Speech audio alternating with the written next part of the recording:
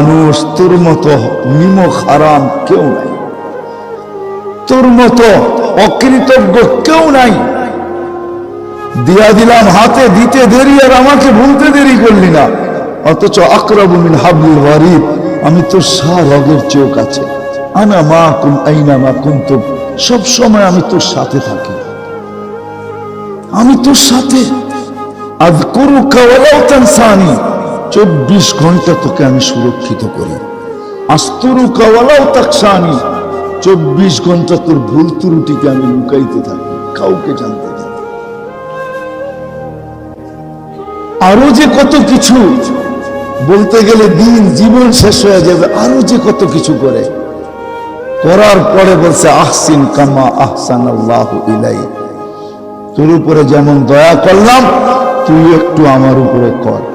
ওমা জাযাউল ইহসান ইল্লাল ইহসান, দয়ার বদলা দয়া হওয়াই এটাই বিচার বলে, এটাই বিচার বলে।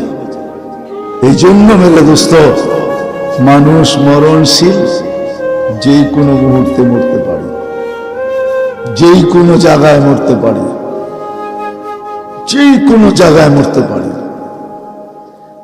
আমি আঙ্গুল উঠায় দেখাবো না, নাহলে আঙ্গুল উঠায় দেখানো যায়, বাংলাদেশের জমিনে দেখানো যায়, আঙ্গুল উঠায় দেখানো যায়, যেই কোনো মুহূর্তে মরতে পারে।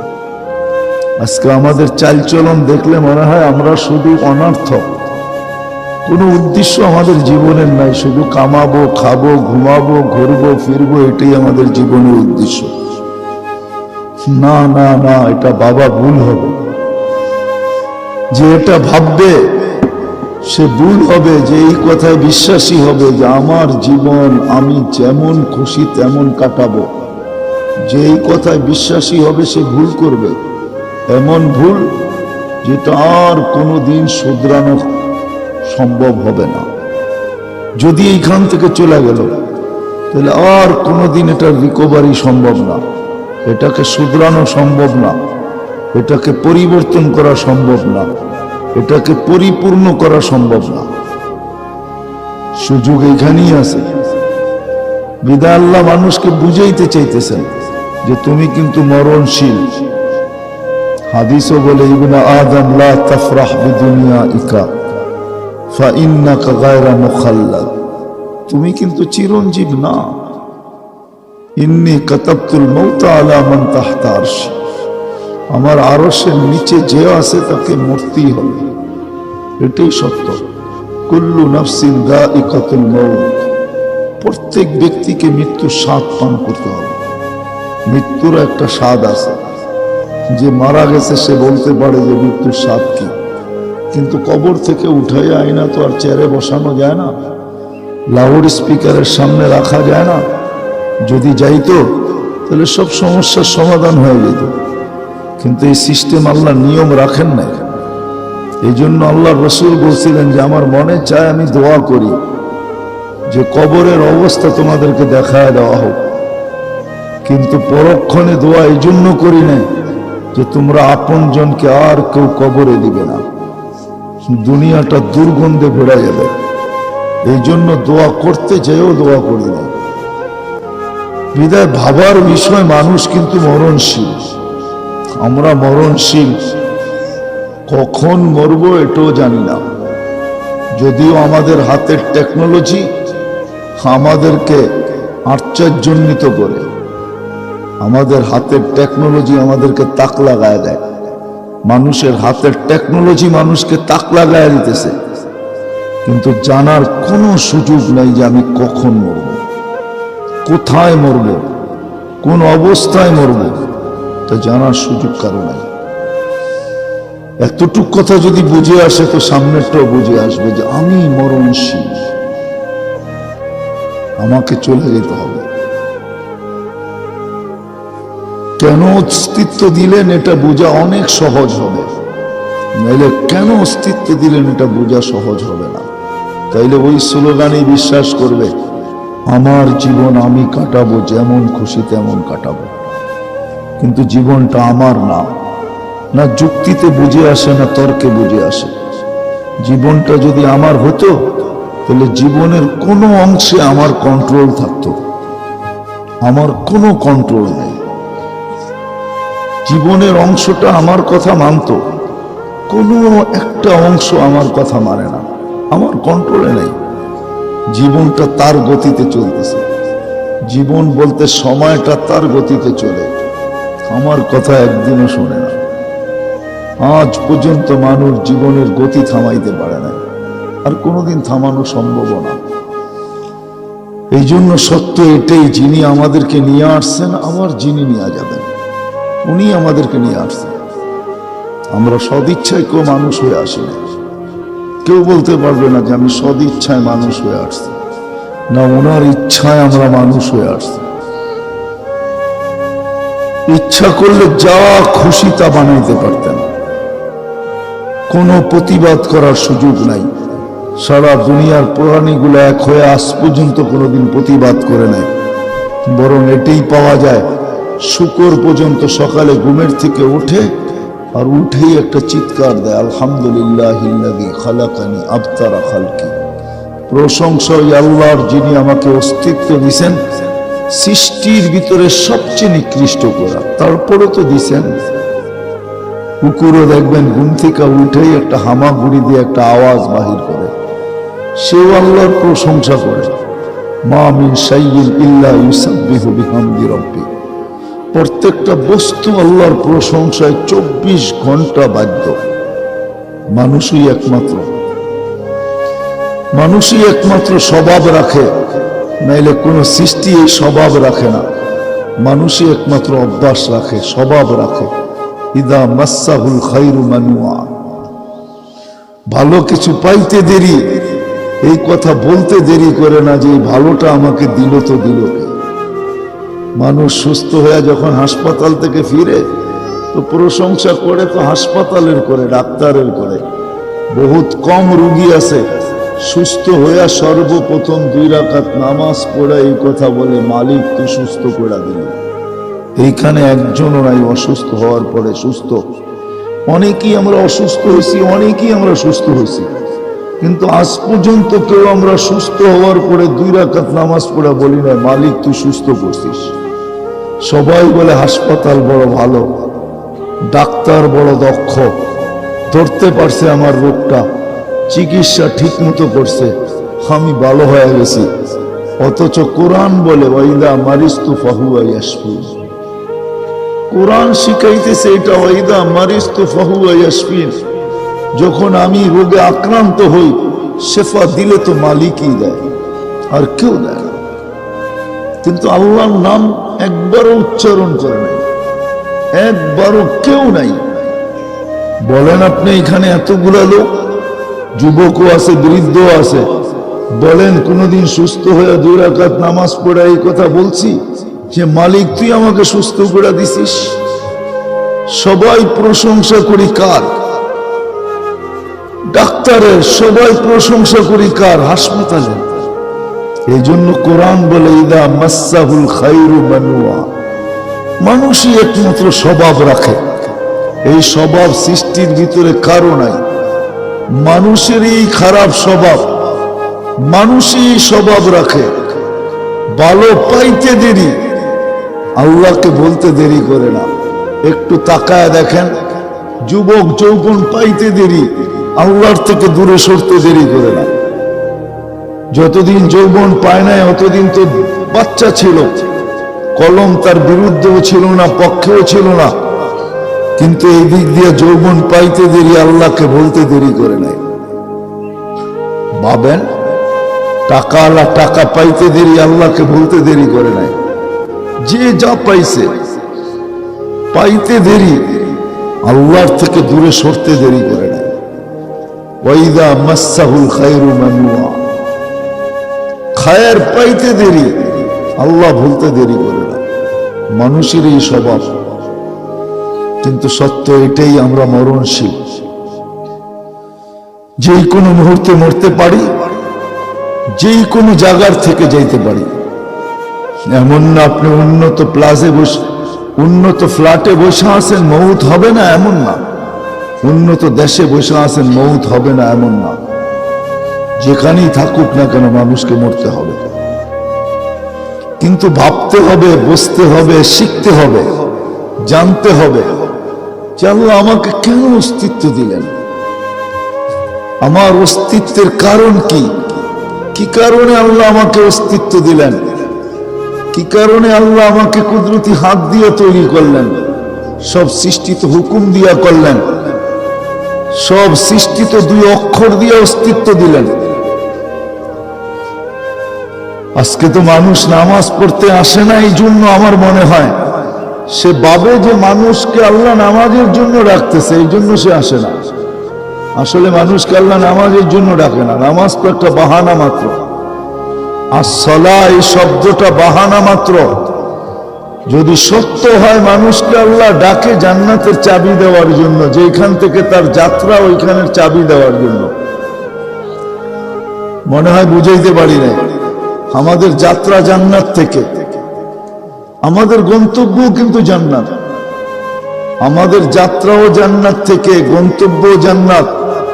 আল্লাহ জান্নাতের নামাজের জন্য মসজিদে ডাকতেছেন এই জন্য যে আসো জান্নাতের চাবি তোমার হাতে দিয়া দিই। আসসালাতু মিফতাহুল জান্নাহ, নামাজ জান্নাতের চাবি, চাবি দেওয়ার জন্য তোমাকে ডাকতেছি, আসো। আল্লাহ তো নামাজ বাহানা, আল্লাহ তো এই জন্য ডাকেন, নামাজের জন্য ডাকেন না। আমরা সবাই জানি আমাদের নামাজের কি অবস্থা, ঠিক না? না জানি না? যতটুকু পড়ি এটার অবস্থা জানি তো। কি বলেন? বললে রাগ হয়ে যাবেন? হ্যাঁ, হতে পারে যুবকরা, শিক্ষিতরা রাগ হয়ে যাবেন। বলবো রাগ হবেন না, কিন্তু মানুষ অসুস্থ হলে ডাক্তার হাজারো টেস্ট দেয়, ঠিক না? করান না? করান না?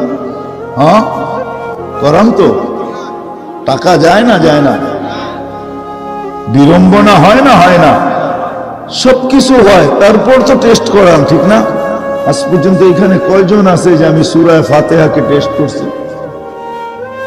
একজন আলেমের কাছে যেয়ে বলছি, কারি সাহেবের কাছে যেয়ে বলছি। সিলেটের তো গ্রামে গ্রামে মাদ্রাসা, এরকম কোন গ্রাম নেই যে গ্রামে মাদ্রাসা না আছে। মক্তব আছে, হেফজোখানা আছে, মাদ্রাসা আছে, কদমে কদমে উলামা ইকরাম আছে। কয়জন আছে আমরা যে বিনা পয়সায় সূরা ফাতিহা টেস্ট করছি? মনে হয় আমার কথা বোঝেন না। আলেমকে যে বলছেন হুজুর, নইলে মক্তবের একটা ছেলেকেই বলতেন যে একটু আমার সূরা ফাতিহাটা টেস্ট করে দাও, আমি পড়ি, তুমি দেখো শুদ্ধ কিনা। সূরা ইখলাসটা টেস্ট করতেন, যে কুল হু আল্লাহ আমি টেস্ট করতে আসছি, আমি পড়বো, তুমি দেখবা এটা শুদ্ধ কিনা। অথচ কুল হু আল্লাহ যখন নাজিল হয়, হায় হায় হায় হায়, কুল হু আল্লাহ যখন নাজিল হয়, নাজিল, আল্লাহ রাসূল পড়তেছিলেন, গ্রাম্য সাহাবী নাচতেছিলেন আর চিৎকার দিতেছিলেন। সে বলতেছিল রব্বুনা, সে বলতেছিল নেমার রব রব্বুনা, আমাদের রবের চেয়ে উত্তম কোন রব নাই। ইয়াখুয কালিল ওয়া ইউতিল জাযিল, একবার পড়তে দেরি 10 পারা কোরআন পড়ার সওয়াব দিতে দেরি করেন না। কোরআন কয় পারা? 30 পারা। একবার পড়তে দেরি 10 পারার সওয়াব দিতে দেরি করেন না। তো চিৎকার দিতেছিল আর বলতেছিল নেমার রব রব্বুনা, আমাদের রবের চেয়ে উত্তম কোন রব নাই। ইয়াখুয কালিল, কুল হু আল্লাহ পড়তে কতক্ষণ লাগে? কুল হু আল্লাহু আহাদ আল্লাহুস সামাদ লাম ইয়ালিদ ওয়া লাম ইউলাদ ওয়া লাম ইয়াকুল লাহু কুফুয়ান আহাদ। হয়ে গেল 1 মিনিট। আমার মনে হয় ওই গ্রাম্যই বুঝছিল কুল হু আল্লাহ, আমরা বুঝি না। আমরা যদি বুঝতাম তাহলে সারাদিন পড়তে থাকতাম। আমরা যদি বুঝতাম, ওই গ্রাম্য বুঝছিল, এই জন্যই তো চিৎকার দিতেছে নেমার রব রব্বুনা, আমাদের রবের চেয়ে বড় কোনো রব নাই, উত্তম নাই, আমাদের রবই রব। ইয়াখুয কালিল ওয়া ইউতিল জাযিল, সামান্য একবার পড়তে দেরি 10 পারা কোরআন পড়ার সওয়াব দিতে দেরি করেন না। 2 বার পড়লে, 3 বার পড়লে, হায় হায় হায়, আজ পর্যন্ত আমি চেক করিনি। রাগ হয়ে গেল? রাগ হয় না, পায়ে হাত রাখে। উচিত ছিল। আমরা তো শিক্ষিত মানুষগুলোকে দেখলে ভাবতে বাধ্য হই, সুশীল সমাজকে দেখলে ভাবতে বাধ্য হই, বড় ব্যথা লাগে দিলে। এই লোকগুলো এত শিক্ষিত, এই লোকগুলো এত সুশীল, এই লোকগুলা সমাজের এত বড় মাথা, ও আজ পর্যন্ত সূরা ফাতিহাকে টেস্ট করলো না, সূরা ইখলাসকে করলো না, আজ পর্যন্ত দুরূদ শরীফকে টেস্ট করলো না যে আমার দুরূদ শরীফ ঠিক কিনা। অথচ দুরূদ, হায় হায় হায়, দুরূদ একবার পড়তে দেরি। আজকে আমাদের জীবনটা রহমত শূন্য। এই জন্যই আমাদের জীবনে রহমত নাই। রহমত যদি থাকতো তাহলে আমাদের সমাজের জীবনগুলো এমন হতো না। কারো জীবন জিজ্ঞাসা করবেন, কারো জীবনে পূর্ণতা নাই, সব শূন্যতা। যুবক যৌবন নিয়ে শূন্য, সুস্থ ব্যক্তির সুস্থতা নিয়ে শূন্য। শূন্য বোঝেন তো? শূন্য। অথচ আল্লাহ রাসূল বলতেছে সুস্থতার চেয়ে বড় কোনো নেয়ামত নাই। কিন্তু সুস্থতা নিয়েও শূন্য, যৌবন যৌবন নিয়ে শূন্য, মা বাবা সন্তান নিয়ে শূন্য, স্বামী স্ত্রী নিয়ে শূন্য, স্ত্রী স্বামী পাওয়ার পরেও শূন্য, টাকাওয়ালা টাকার পাওয়ার পরেও শূন্য। সব শূন্য কেন? রহমত নাই। রহমত নাই কেন? কারণ আল্লাহর ওয়াদা, একবার দুরূদ পড়বা 10 বার রহমত পাঠাবো। তোমাকে 10টা রহমত দিব। কয়টা? 10 বার পড়লে, 100 পড়লে কত? 1000 পড়লে। মুসলমানের তো উচিত ছিল রহমত এক্সপোর্ট করা, যে বৈশা বৈশা রহমত এক্সপোর্ট করবে, দুনিয়াকে বলবে কার রহমত দরকার আমাদের এখানে পাঠা। আমরা কন্টিনার বুড়া বুড়া রহমত পাঠাবো, কেননা ডেলি আমাদের কাছে এত আসে যে ব্যবহার করে শেষ করতে পারি না, বাকি জমা থাইকা যায়, তোদের লাগলে আমরা দিব। পাঠা রহমত কত লাগবে বল? মুসলমান তো রহমত এক্সপোর্ট করবে। কাফের মুশরিক দুনিয়াদাররা ওরা বস্তু এক্সপোর্ট করবে, মুসলমান রহমত এক্সপোর্ট করবে। যদিও মসজিদে যে দোয়া পড়ি, আল্লাহুম্মা আফতাহ লি আবওয়াব রাহমাতিক, আল্লাহ রহমতের দরজা খুলে দেন, কিন্তু জানি না রহমত দরজা তো খুললো, রহমত কোত্থেকে আসবে এটাই তো জানি না। তো যেটা বলতেছিলাম, যে আজ পর্যন্ত তো টেস্ট করাইলাম না, একজনই মজলিসে পাওয়া যাবে না যে সূরা ফাতিহা টেস্ট করছে। তাবলীগও যদি যায়, ওই জামাতে তো আলেম থাকে না, কারি থাকে না, নিজেরা নিজেরাই পড়ে। যে একটু ভালো পড়ে সে সবাইগুলা বলে দেয়, হ্যাঁ ঠিক আছে ঠিক আছে ঠিক আছে। কিন্তু যে ভালো পারে ও টেস্ট করে না যে ওটা ভালো হলো কিনা, ঠিক হলো কিনা। রাগ হয়ে যায় না কিন্তু। এই জন্য যেটা বুঝাইতেছিলাম, মানুষ মরণশীল, যেই কোনো মুহূর্তে যেতে পারে, যেই কোনো জায়গার থেকে যেতে পারে, যেই কোনো অবস্থার থেকে যেতে পারে। এই জন্য বোঝা উচিত আমার অস্তিত্বটা কেন, এটা বোঝা উচিত, শিখা উচিত, জানা উচিত।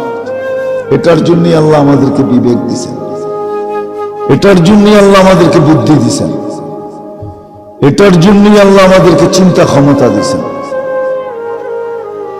এটার জন্যই আল্লাহ আমাদেরকে সব কিছু দিয়েছেন। এত দিয়েছেন দিয়া নবীর মাধ্যমে জানায়া দিয়েছেন, আন-নাস মাআদিন, আপনার উম্মতকে আমি ভান্ডার বানায় পাঠাইলাম। আন-নাস মাআদিন, ভান্ডার, ভান্ডার, যুবকের যৌবন ভান্ডার, যদি সে সঠিক ব্যয় করতে পারে। যুবকের যৌবন ভান্ডার, ভান্ডার বোঝেন তো? খনি, যদি সে সঠিক ব্যয় করতে পারে।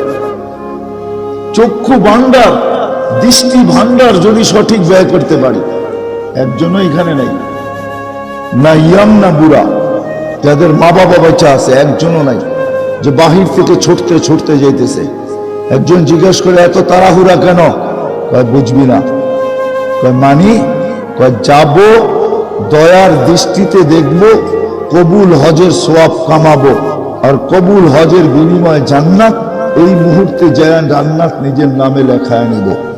একজনও এখানে নাই যে এই নিয়তে বাহির থেকে যাইতেছে যে মা বাবাকে সদয় দৃষ্টিতে দেখব আর কবুল হজের সওয়াব কামাবো। বলেন আজ পর্যন্ত কোন এই নিয়তে যে মা বাবাকে দেখছেন? একজন হাত উঠান, একজনও নাই। ভান্ডার, যুবকের যৌবন ভান্ডার, যদি সে সঠিক ব্যয় করতে জানে তাহলে সে জমিনে হাঁটবে আর এই হাদিস সত্যায়িত হবে। ইন্নাল্লাহা ইউবাহিল মালাইকা বিশ-শাব বিস-সালেহ। নেক যুবককে দেখা আল্লাহ ফেরেশতাদের উপরে গর্ব করেন। আল্লাহ দেখবে আর ফেরেশতাদের উপরে গর্ব করবে। দেখ যুবক, ভালো মতে দেখ। যৌবন ভান্ডার, নারীর নারীত্ব ভান্ডার, পুরুষের পুরুষত্ব ভান্ডার, ধনালার ধন ভান্ডার, সম্পত্তি আলার সম্পত্তি ভান্ডার। হয় কেমন ভান্ডার এই হায়াত! এক মুহূর্ত যদি থাকে, হাদিস যদি সত্য হয়, হাদিস অবশ্যই সত্য, ইন্নাল্লাহা ইয়াকবিলু তাওবাতা আবদি হাত্তা ইউগারগির। জীবনের মুহূর্তগুলো কত বড় ভান্ডার! কণ্ঠনালীতে রূহ আসার পূর্ব মুহূর্ত যদি হাত তুলা বলে আল্লাহ মাফ করে দেন, তো আল্লাহ ওয়াদা করতেছে মাফ করবো, ওয়ালা উবালি, তুই কত করছিস সেটার কোনো তাকাই দেবে না। ভান্ডার। তো আমরা মরণশীল, এটাই সত্য। কোথায় মরব, কখন মরব, কোন অবস্থায় মরব, কারো জানা নেই। কখনো সন্তানও মার কোলে জান দেয়, দেয় না? কখনো সন্তানও মার কোলে জান দেয়। মার কোলের চেয়ে নিরাপদ জায়গা দুনিয়া আছে তো আছে কোথায়? বহুত মাপ সিলেটও পাওয়া যাবে যে সন্তানকে কোলের ভিতরে দেখছে জান দিয়া দিছে, মারা গেছে। বহুত মা বাবাও সন্তানের কোলে জান দেয়। বাবাকে শোয়ায় রাখছে কোলের ভিতরে, মাথা রাখছে কোলের ভিতরে, দেখতে দেখতে দেখছে বাবা চলে গেছে। সন্তানের চেয়ে মা বাবার, সন্তানের কোলের চেয়ে মা বাবার নিরাপদ স্থান আমাকে দেখা। সত্য এটাই। কে কোথায় যাবে, কখন যাবে, কোন জায়গার থেকে যাবে, কোন অবস্থায় যাবে, কারো জানা নাই। মরণশীল আমরা, বিদায় জানা উচিত, জানা উচিত, শিখা উচিত। আমার অস্তিত্ব কেন, কেন আল্লাহ আমাকে অস্তিত্ব দিলেন? এত সুন্দর করে দুনিয়াটাকে সাজায় আমাকে কেন পাঠাইলেন? অনার্থক।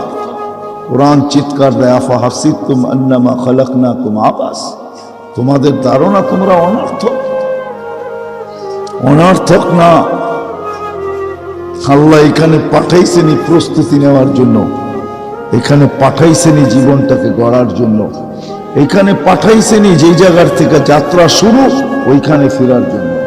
আমাদের যাত্রা জান্নাত থেকে, জান্নাতে ফেরার জন্য আল্লাহ আমাদেরকে এইখানে পাঠাইছেন যে এই দিক দিয়ে ঘুরে আসো,